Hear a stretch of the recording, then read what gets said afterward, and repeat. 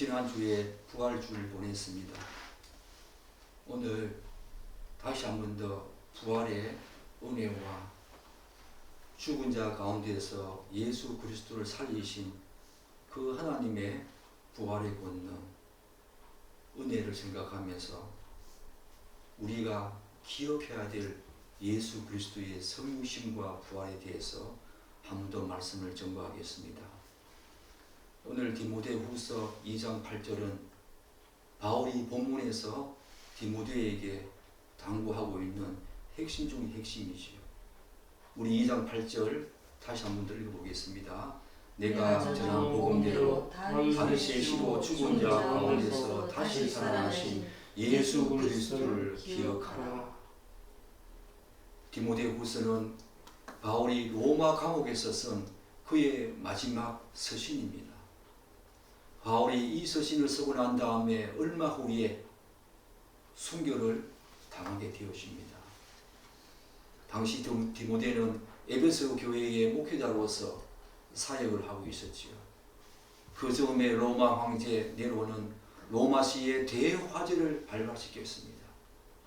그리고 그 화재의 원인을 모든 그리스도인에게 전가시킴으로 말미암아 그리스도인의 박해가 더욱더 거세고 심해지는 그런 상황 속에 있었습니다. 본문은 그런 가운데 바울이 디모데에게 2장 1절로 7절 사이에 보면 충성된 사역자의 자세와 상급에 대해서 교훈하고 언급하는 중에 오늘 본문 2장 8절을 말하고 있는 것입니다. 그게 무엇입니까? 그것은 내가 전한 복음대로 다윗의 씨로 죽은 자 가운데서 다시 살아나신 예수 그리스도를 기억하라. 다시 살아나신 예수 그리스도를 기억하라 라는 말씀입니다. 이 지점에서 우리는 한 가지 의문점을 가지게 됩니다. 디모데는 당시 에베소 교회의 목회자였습니다. 그런데 바울이 지금 당부하고 있는 이 내용을 보십시오. 이미 바울의 가르침을 통해서 수많은 내용들을 들었을 것입니다. 그리고 이 내용도 들었을 것입니다. 그리고 에베소 교회의 목회자로서 디모데도 이 내용을 수없이 강단에서 선포하고 설교했을 것입니다. 그럼에도 불구하고 바울이 그의 죽음을 얼마 남겨놓지 않은 상황에서 그의 유언적인 말과 같은 본문을 디모데에게 교훈하고 있다는 거 주목해야 합니다. 예수 그리스도 그분의 다시 살아나심을 기억하라. 바울의 유언적인 말입니다. 믿음의 아들 디모데에게 하는 유언적인 말입니다. 바울이 죽음의 끝자락에서도 끝까지 붙들고 놓지 않았던 것이 무엇인가? 바로 우리는 이 내용을 통해서 좀 더 자세하게 알게 되죠. 바로 예수 그리스도 그분의 성육신과 십자가의 죽음과 부활 그 사실이었습니다. 바로 이것이 복음 중의 복음이지요. 사도 바울이 죽음의 끝자락에서 믿음의 아들 디모데에게 유언적인 말로 당부하고 있는 이 내용을 주목해야 합니다. 사도 바울이 일생을 거쳐서 이 복음을 붙들었고 믿음의 아들 디모데에게도 이 복음을 전하고 있으며 오늘 우리에게도 바로 그러한 동일한 맥락에서 오늘 우리에게 이 복음을 이야기하고 있는 것입니다. 그렇다면 바울이 디모데에게 당부하고 있는 구체적인 내용이 무엇인가 한번 살펴볼 필요성이 있지요. 그게 뭡니까? 바로 예수 그리스도의 죽으심과 부활 사건입니다. 본문을 좀 더 구체적으로 살펴보면 우선 바울은 이 그리스도를 언급하면서 뭐라고 언급합니까? 다윗의 씨라고 말하고 있습니다. 다윗의 씨 혹은 다윗의 자손이라는 말은 마태복음에서 마태가 주로 예수님을 언급할 때 사용하던 용어였습니다. 그런데 이 말의 1차적인 의미는 무엇입니까? 바로 다윗의 씨, 다윗의 자손. 이 말의 1차적인 의미는 예수님의 인성을 강조하는 말입니다. 그분이 다윗의 혈통을 쫓아 그 후손으로 이 땅에 오셨다는 것입니다. 뿐만 아니라 이 말은 예수 그리스도께서 하나님이 구약에서 예언한 대로 이 땅에 오셨다는 바로 예언의 성취를 의미하지요. 구약에서는 예수 그리스도 그 메시아가 다윗의 자손으로 다윗의 혈통으로 오시겠다고 하나님께서 수많은 선지자를 통해서 예언하지 않았습니까? 바로 그분이 다윗의 씨로 다윗의 혈통으로 이 땅에 오셨다는 것은 구약의 바로 그 예언된 대로 예언의 성취임을 의미하지요. 인성과 예언의 성취, 바로 다윗의 자손, 다윗의 씨가 의미하는 중요한 포인트지요. 요컨대 바울은 디모데에게 예수님께서 구약에서 예언된 대로 완전한 인간의 혈통으로 다윗의 혈통으로 이 땅에 오셨다는 이 놀라운 역사적인 사실을 기억하라는 것입니다. 역사적인 사실임을 기억하라고 당부하고 있지요. 또한 바울은 예수 그리스도께서 죽은 자 가운데에서 다시 살아나셨다는 것을 말하면서 그것 또한 기억하라고 본문에서 말하고 있습니다. 이 말은 예수 그리스도의 신성을 의미하지요. 그것을 지금 강조하고 있는 내용입니다. 그리고 하나님께서 그의 능력으로 죽은 자 가운데에서 살리신 예수 그리스도가 바로 하나님이라고 하는 사실을 이 부분에서 강조하고 있지요. 예수님은 우리가 잘 알다시피 비록 죄가 없으신 분이었지만 하나님께서 창세전에 구원하시고자 했던 그분의 백성, 즉 모든 하나님의 거룩한 백성의 죄를 짐을 지신 그 순간 죄인이 되셔서 십자가의 그 과정 속에서 고난을 보셨습니다. 그리고 마침내 우리 대신 하나님의 모든 저주함을 받아가지고 십자가에 죽으시지요. 그렇지만 그분은 근본 하나님의 본체였습니다. 하나님과 동등된 속성과 특성을 가진 하나님이셨습니다. 원래 죄가 없으신 분이시기 때문에 하나님께서는 그를 다시 살려서 하나님의 그 우편에 앉히신 거지요. 요컨대 예수, 바로 인성을 의미하고 그리스도, 바로 그분의 신성을 의미하는 바로 그 부분을 예수 그리스도, 인성과 신성을 한 인격 안에 품으시고 다윗의 혈통대로 구약에 예언된 대로 이 땅에 오신 바로 그 메시아, 그리고 하나님이 죽은 자 가운데서 다시 살리신 그 하나님의 아들 예수 그리스도, 그 부활 사건이 역사적인 사실임을 반드시 기억하라고 디모데에게 오늘 당부하고 있는 것입니다.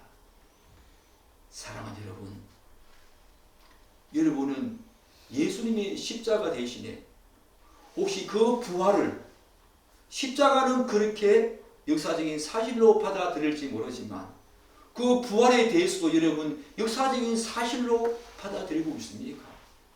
단지 기독교의 하나의 어떤 교리로서 여러분의 신앙과 믿음으로 매치시켜서 그 부활을 알고 믿고 있는지, 아니면 그 역사적인 사실을 그대로 수용하고 흡수하면서 여러분의 신앙의 삶으로 나아가고 있는지, 그 부활의 역사성이 여러분에게 어떻게 다가옵니까? 오늘날 많은 사람들은, 특별히 또 교회 안에 있는 사람들조차도 그 부활을 역사적인 사실로보다는 하나의 신앙적인 교리와 신앙적인 하나의 내용으로서 믿고 있는 경우가 많다는 것입니다. 역사적인 사실이 아니라. 혹시 여러분들도 그렇지 않습니까?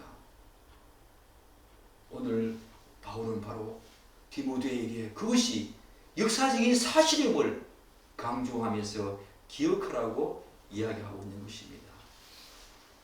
결국 바울은 인성을 입고 우리와 똑같은 완전한 인간으로 이 땅에 오신 예수님, 또한 그 인성 안에 신성의 충만함을 다 감추시고 완전한 하나님, 곧 메시아 그리스도로 오신 예수 그리스도, 그분이 분명히 죽으셨다가 다시 살아나셨다는 역사적인 사실을 디모데에게 기억하라고 지금 당부하고 있는 것입니다. 단순한 기억이 아니라, 관념적인 기억과 하나의 사상이 아니라 역사적인 사실로 기억하라고 지금 말하고 있는 것입니다.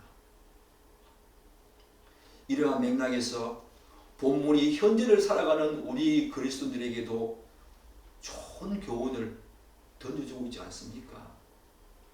오늘날 우리 그리스도인들은 예수 그리스도의 십자가와 부활 복음이 주는 생명력과 생기를 점점 잃어가고 있는 그런 상황을 많이 보게 됩니다. 또한 더 심각한 것은 그리스도인들 중에서도 복음을 자신이 이미 그 그리스도의 죽으심과 부활에 대해서 자신이 이미 그것을 다 안다고 생각하면서 그런 내용은 초신자나 혹은 새신자들이 들어야 하는 그런 내용 정도로 치부하고 있다는 것입니다. 그래서 뭔가 자꾸 새로운 것, 신비한 체험이나 은사를 경험하려고 하는 사람들이 점점 많아지고 있다는 것입니다. 즉 그런 것을 통해서 신앙의 생기와 활력을 되찾으려고 하는 사람들이 교회 안에 많이 있다는 것입니다.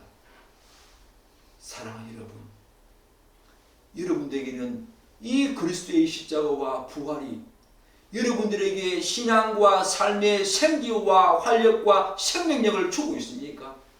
아니면 이것 위에 다른 어떤 것으로 여러분의 신앙의 무엇을 생기와 활력을 채우려고 하고 있습니까? 여러분에게 다시 묻습니다. 여러분들은 어떠합니까? 사실 이런 현상을 부추기는 사람은 다름 아닌 교회 안의 목회자들과 리더들입니다. 이들은 성경이 말하는 복음 대신에 성도들이 뭔가 신선하다고 느낄 만한 것들을 배워서 가르치는 그런 어떤 경향들이 많이 있지요. 그렇게 해야만 교회가 된다는 것입니다. 그렇게 해야만 사람들이 교회로 온다는 것입니다. 그냥 그리스도의 복음과 부활을 가르쳐서는 이제 캐캐묵은 그런 어떤 죽은 정통을 가르쳐서는 안 된다는 생각입니다. 그렇지 않습니다. 사랑하는 여러분, 그것이 얼마나 잘못된 생각이고 판단임을 오늘 사도 바울이 디모데에게 말하는 이 내용을 보고 우리는 알 수 있지 않습니까?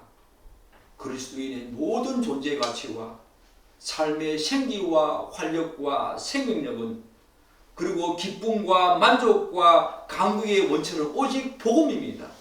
곧 예수 그리스도의 십자가와 부활의 복음입니다. 이것으로부터 우리의 생기와 활력과 생명력, 기쁨이 우러나와야 한다는 것입니다. 왜냐하면 복음이 주는 생기와 활력의 자리를 다른 어떤 것들이 차지하고 들어오는 순간 성도는 갈 길을 잃고 방황하게 되어집니다. 복음이 없이는 아무리 많은 사람들이 따라오는 그 어떤 것이라 하더라도 복음이 있어야 할 그 자리에, 여러분과의 신앙과 삶에 복음이 있어야 될 그 자리에 다른 어떤 것들이 들어와서 그 자리를 채우는 순간 모든 성도의 삶은 방황하게 되어집니다. 복음이 우리의 신앙과 삶의 기준점이 아닙니까? 그 기준점을 잃어버리는 순간 아무리 자기가 엄청난 은사와 능력을 받았다고 하더라도 그 모든 것들은 방황하게 되어지고 길을 잃게 되어진다는 것입니다. 따라서 매 순간마다 우리는 복음이 주는 생기와 생명력을 얻지 못하는 그리스도인들, 그런 사람들은 지금 자신의 영적인 상태가 심각하다는 것을 알아야 합니다. 그리스도인의 침체된 영적인 사실은, 그리고 영적인 상태는 복음이 잘못되었다거나 혹은 복음이 주는 능력이 부족해서가 아닌 것입니다. 문제는 자기 자신인 것입니다. 예수 그리스도와 그분의 복음은 우리에게 항상 새로워야 합니다.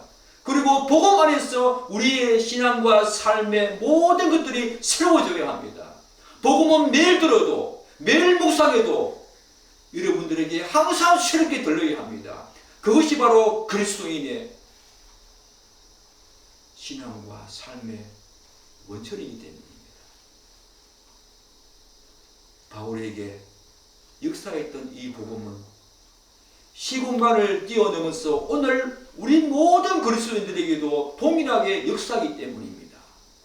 2000년 전에만 그리스도의 복음, 그 십자가와 부활이 능력이 있었고 역사하는 것이 아니라 오늘 이 시대를 살아가는 여러분과 저에게도 그 복음은 시공간을 뛰어넘으면서 우리에게 역사한다는 것입니다. 생기와 활력과 생명력을 준다는 것입니다. 모든 기쁨과 만족의 원천이 된다는 것입니다. 그런데 어느 날 그리스도인들은 복음과 진리 체계를 하나의 교리적인 측면으로만 단정짓는 경향이 있다는 것입니다. 그래서 복음, 그 복음이 주는 삶의 실천적이고 적용적인 측면을 제대로 간파하지 못하고 있다는 것입니다. 그 이유가 무엇입니까? 바로 성경의 교리와 신앙과 삶의 실천적인 부분들을 분리해서 자꾸 생각하기 때문입니다. 그렇게 되면 그 교리는 죽음 정통이 되지요. 만약 그리스도인의 신앙과 삶이 기독교의 복음, 교리, 그것과 분리되어진다면 그것은 성경이 말하는 그리스도인의 삶과 신앙이 아닐 가능성이 농후합니다. 왜냐하면 그러한 삶은 실천적이고 윤리적인 그러한 삶의 어떤 부분들은 단지 성경을 활용해서 이런저런 교훈적인 말을 하지만 타종교에서 말하는 일반적인 도덕과 윤리 측면과 별 차이가 없기 때문입니다. 복음과 바로 예수 그리스도의 십자가와 부활, 그것을 근거해서 우리의 삶과 신앙이 아닌 어떤 실천적인 삶과 적용적인 삶을 이야기한다면 그것은 타 종교에서, 일반 다른 종교에서 말하는 윤리와 도덕과 별 차이가 없어진다는 것입니다. 기독교가 아닌 것이지요. 따라서 기독교의 신앙과 삶의 실천적인 부분은 반드시 예수 그리스도께서 우리를 위하여 행하신 일과 부활의 역사성에 근거해서 진리와 교리체계에 기반해서 그 실천과 적용적인 삶이 나와야 한다는 것입니다. 사랑하는 여러분, 여러분들은 그리스도의 십자가, 부활이 주는 그 기저 위에서 여러분들의 신앙과 삶 살고 있지요. 십자가 많이 묵상하십시오. 부활 많이 묵상하십시오.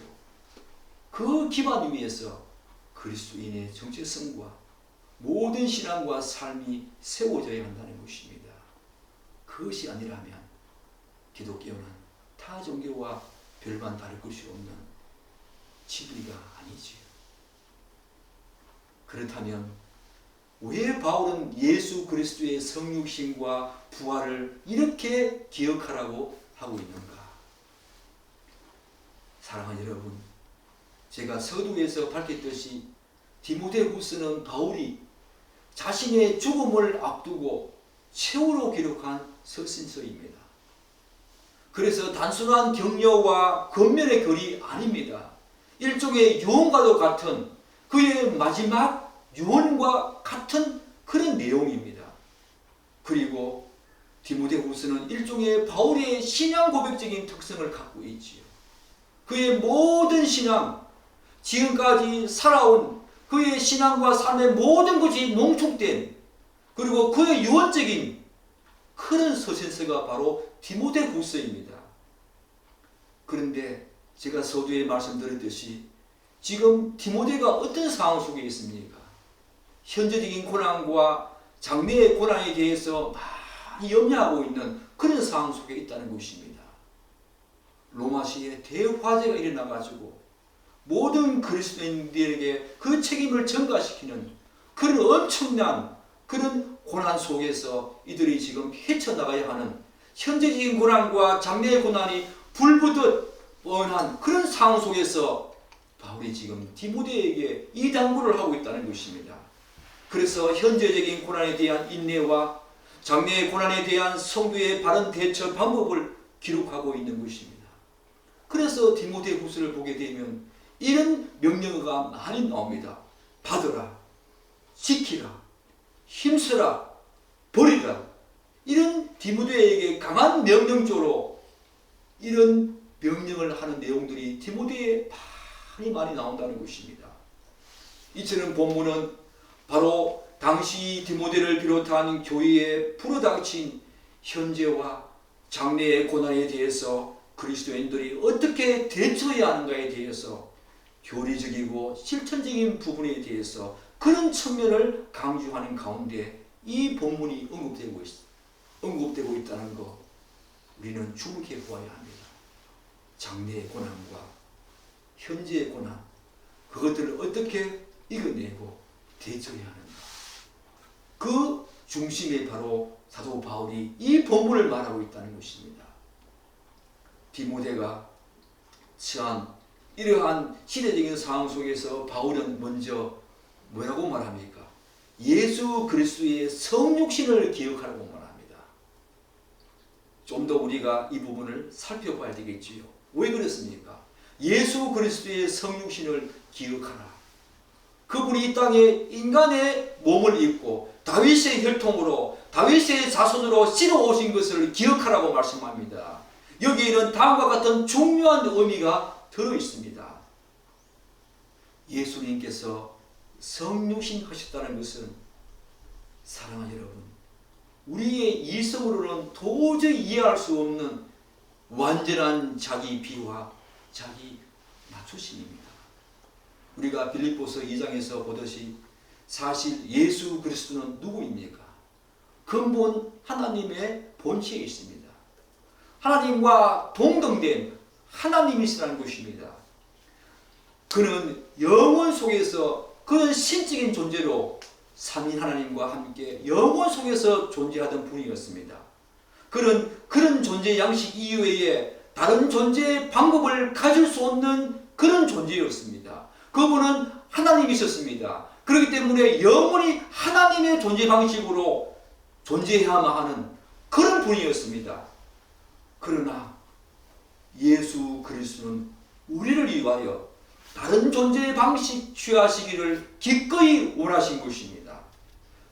즉 다시 말씀드려서 육신을 입고 인간이 되시기를 그분은 기꺼이 작정하신 것입니다. 사랑하는 여러분, 하나님께서 가지고 계시는 비공유적인 속성, 우리와 전혀 다른, 우리와 공유하지 않는 것 중에 중요한 속성 중에 하나가 무엇입니까? 바로 영은 불변하다는 것입니다. 그런데 딱 한 번 예수 그리스도께서 그것을 깼습니다. 그것을 어겼습니다. 그게 뭡니까? 그게 바로 성육신입니다. 비록 그 안에 신성을 감추시고 오셨지만 그분은 인간의 몸을 입고 이 땅에 오신 것입니다. 그분의 영원한 존재 방식을 어김으로 말미암아 이 땅에 오신 것입니다. 영원 불변하신 그분이 자신의 속성까지 깨고 어기면서 이 땅에 오신 것입니다. 기꺼이 그것을 원하셨고 자원하셨던 것입니다. 무엇 때문에? 우리의 죄를 위해서. 그것은 그분에게 없던 존재 방식이었습니다. 그러나 예수님께서는 자신의 존재 방식을 바꾸시기를 원하셔서 완전히 자기를 낮추신 것입니다. 그로 말미암아 그에게 수많은 그런 변화가 생긴 것 여러분 알고 계십니까? 그분이 육신을 입고 이 땅에 오심으로 말미암아 그분에게 생긴 수많은 변화들을 여러분들은 알고 계십니까? 먼저 율법의 제정자요 수요자로서 하나님이신 그분이 그런 죄가 없으셨기 때문에 율법을 지켜야 할 이유도 율법과의 관계에서 자신에게 해당되는 것은 아무것도 없었습니다. 그러나 그가 하나님과 동등됨을 취하지 아니하시고 자신을 비우자 이러한 율법과의 관계가 완전히 깨어지면서 사라진 것입니다. 어떻게 해요? 하나님의 아들이 하나님과 동등됨의 존재에서 자신을 비워서 육신을 입고 인성을 취하시자 율법의 아래에서 죄의 짐을 지시는 것으로 인해서 율법의 판단을 받아야 하는 그런 존재로 전락한 것입니다. 여러분들은 이 사실이 얼마나 놀란 것이 아십니까? 율법의 제정자시고 율법의 수요자이신 하나님이신 그분이 이 땅에 육신을 입고 오시는 그 순간부터 율법의 판단과 율법의 정죄를 받아야 하는 그런 존재로 전락한 것입니다. 그런데 그분은 그 율법을 다 만족시켰다. 그렇게 성경은 말하고 있지요. 율법 아래 사신 것입니다. 하나님의 율법을 다 지키며 사신 것입니다. 율법의 판단을 받는 그런 존재가 되신 것입니다. 그뿐입니까? 그분은 우리를 위해서 자기를 낮추어 육신을 취하심으로써 무한한 그의 부유하심을 다 내려놓았습니다. 그와 함께 그의 영광과 영화와 그분의 보좌를 다 뒤로 한 채 육신을 입고 이 땅에 오신 것입니다. 그분의 부유함과 그분의 영광과 영화, 우리는 그 구체적인 실체를 알지 못합니다. 그분의 그 영광이, 그분의 그 무한하신 부유하심이, 그분의 그 영화가 어떤 것인지 우리의 이성이 미치는 순간까지 간다고 하더라도 우리는 거기에 100분의 1도 만분의 1도 그 실체에 대해서 알지 못하는 것입니다. 제가 늘 이런 말을 하지 않습니까? 정말 그 낮아지심과 그 영광과 부유하심을 버린 그 사실이 우주의 끝과 우주의 끝이 있다면 우주의 이쪽에서 이쪽까지의 그 거리에 낮아지심이겠습니까? 이 지구상에서 가장 높은 산 에베레스트 산에서 이 지구상에서 가장 깊은 마리아나 해구까지의 낮아지심이겠습니까? 그 실체를 우리는 도저히 청량할 수 없고 이해할 수 없다는 것입니다. 그렇게 낮아지신 영광과 영화와 하늘 보좌를 다 버리시고 온 우주 만물을 창조하신 모든 것이 그분의 것인 그 하늘의 부유하심을 다 버리고 오신 것이 바로 그분의 성육신이었습니다. 또한 그는 육신을 입고 이 땅에 오신 그 낮아지심으로 한 걸음 더 나아가서 독자적인 그의 주권을 행사하는 것을 제안하셨습니다. 그분은 하나님이시기 때문에 그가 통치하시고 다스리시는 주권이 있는 것이지요. 그는 만물의 주권자로서 스스로 해결할 수 있는 그런 분이었습니다. 그러나 그분이 육신을 입고 이 땅에 오신 그 순간부터 하나님의 뜻과 목적에 따라 움직이는 그런 존재가 되었다는 것입니다.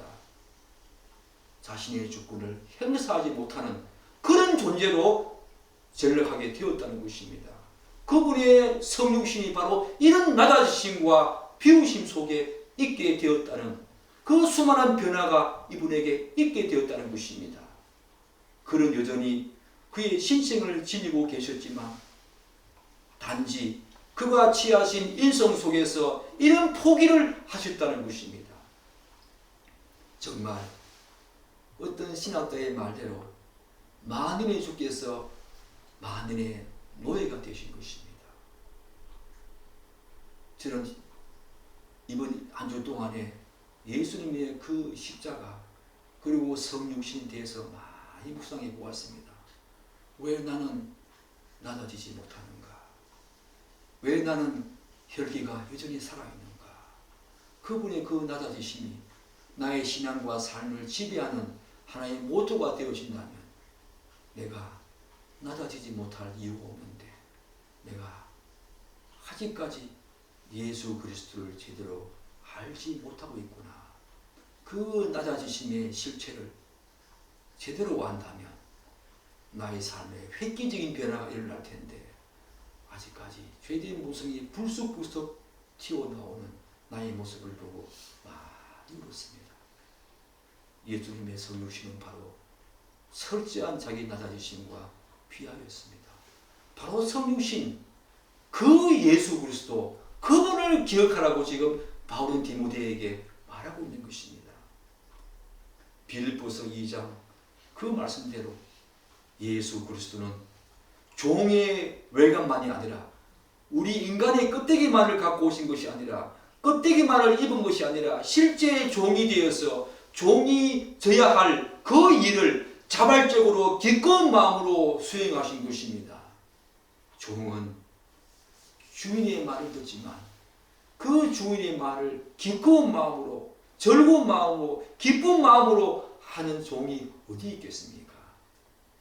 그러나 근본 하나님의 본체이신 예수 그리스도는 하나님과 동등됨을 취하지 않는 것도 그분의 엄청난 낮아지심이지만 자신을 비워 종의 형체를 가지사 우리와 똑같은 모양으로 오신 그분이 하나님의 종으로서 그분의 뜻과 목적에 철저하게 기쁨으로 자발적으로 순종했다는 거 우리는 반드시 유념해야 합니다. 의무적이 아니었습니다. 기쁜 마음으로 하나님의 종으로서 그렇게 하셨다는 것입니다. 이렇게 완전히 자신을 낮추어서 성육신하신 그분이 우리를 그분의 사랑에서 끊을 수 있겠냐라고 사도 바울은 로마서 말씀 속에서 하고 있지 않습니까? 그래서 디모데에게 닥치고 있는, 그리고 이 디모데 교회에, 에베소 교회에 닥치고 있는 현재적인 고난과 환난을 당하고 있는 디모데에게 성육신하신 예수 그리스도 그분을 기억하라고 지금 말하고 있는 것입니다. 그들이 지금 당하고 있는 현재적인 고난과 장차 그들이 직면하게 될 그 고난 속에서 예수 그리스도 그분의 그 낮아지심을 생각하면서 그렇게 낮아지시기까지 우리를 구원하신 그 예수 그리스도 그분이 우리와의 그 사랑 관계에서 끊을 수 있겠느냐, 끝까지 우리를 지키시고 인도하시고 보호하신다는 그 사실을 디모데에게 기억하라는 것입니다. 현재적인 고난과 장래의 고난은 바로 예수 그리스도 그분의 성유심을 생각할 때, 그분의 낮아지심과 자기 비하를 생각할 때 이길 수 있다는 사도 바울의 고백이지요. 그도 그렇게 긴 세월을 살아왔고 수많은 고난 속에서 이기는 놀라운 능력을 발휘한 거지요. 사랑하는 여러분, 여러분도 예수 그리스도의 낮아지심, 자기 비하 속에서 육신을 입고 오신 예수 그리스도 그분을 기억하면서 여러분에게 닥쳐오는 수많은 환난과 고난과 어려움 가운데 이기시는 그런 귀한 은혜 있기를 간절히 축복합니다. 아멘. 한 걸음 더 나아가서, 그러면 사도 바울은 디모데에게 예수 그리스도의 부활을 왜 기억하라고 하는가? 성경은 부활하신 예수 그리스도는 지금 하나님 우편에 계신다고 말하고 있지 않습니까? 여기서 하나님 우편이라는 말은 하나님과 동등한 신분과 능력과 영광과 지위를 의미하지요. 그분은 본체, 근본 하나님의 본체이십니다. 그런데 하나님이 예수 그리스도께서 성육신하셔서 이 땅을 사실 때 그분이 행하신 모든 것을 다 보시고 아심 속에서 그를 다시 부활시켜서 성전하시고 그리고 하나님 우편에 앉히신 분이 누구십니까? 바로 하나님이십니다. 그 하나님 우편이라는 말은 다시 그를 높이셔서, 낮아지신 그를 다시 높이셔서 하나님의 아심 속에서 다시 그를 하나님과 동등한 신분과 능력과 영광과 지위를 그에게 부여하신 것입니다. 따라서 그분은 이제 하나님 아버지로부터 하늘과 땅의 모든 권세와 통치와 지배권을 받으신 것입니다. 그래서 예수 그리스도의 이 부활, 이것이 무엇을 의미합니까? 이제 하나님 우편에 계신 그분이 우주와 인류의 역사를 통치하신다는 것입니다. 그리고 성령을 보내셔서 우리로 하여금 하나님의 통치를 받게 하신다는 것입니다. 그리고 교회의 머리 되신 예수 그리스도, 그분이 교회와 성도들을 다스리시고 우리를 위해서 하나님 우편에서 계속 강구하시는, 중보기도하시는 그 놀라운 사건이, 그 내용이, 그 일이 예수 그리스도 그분의 부활로 있게 된 놀라운 내용이라는 것입니다. 그래서 사도 바울은 디모데에게 예수 그리스도의 그 부활을 기억하라. 그 부활 이후에 있게 된 예수 그리스도의 높아지심을 기억하라. 우리에게도 비록 현재적인 고난과 환난이 있겠지만, 또 디모데에게도 그런 환난과 어려움이 있겠지만, 예수 그리스도 부활, 그 이후에 하나님께서 예수 그리스도를 성기시키셔서 하나님 우편에 앉으신 그 놀라운 사실을 기억하면서 장차 오게 될 그 영광은 현재의 고난과 좋게 비교할 수 없다고 하는 그 사도 바울의 고백이 오늘 디모데에게 그대로 말해지고 있다는 것입니다. 부활을 기억하라. 하나님이 그를 높이신 것을 기억하라. 너희들도 마찬가지다. 현재적으로 고난이 있느냐, 환난이 있느냐, 어려움이 있느냐, 부활을 생각하면서 예수 그리스도를 높이신 그 하나님이 너희들의 모든 고난과 환난과 그 모든 어려움들을 아심 속에서 너희들 또한 지키시고 보호하시고 예수 그리스도 그분처럼 높이실 것이라고 하는 그 내용을 지금 바울이 디모데에게, 현재적인 고난 속에 있는 디모데에게 지금 하고 있는 것입니다. 사랑하는 여러분, 따라서 바울이 디모데에게 예수님의 성육신과 부활을 기억하라고 한 것은 역사적인 바로 그 사실, 곧 우리를 위해서 자신을 완전히 낮추어 이 땅에 성육신하신 그분이 부활하심으로 말미암아 죽음을 이기셨고 생명을 여셨다는 것입니다. 따라서 이 역사적인 사실을 기억하면서 현재적인 고난과 환난을 극복하고 이겨 나가라는 것입니다. 성경은 신자들에게 예수 그리스도의 십자가를 따라가는 사람이라고 말하고 있지 않습니까?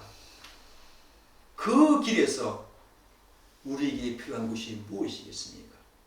바로 예수 그리스도의 성육신과 그분의 부활을 기억하는 것입니다.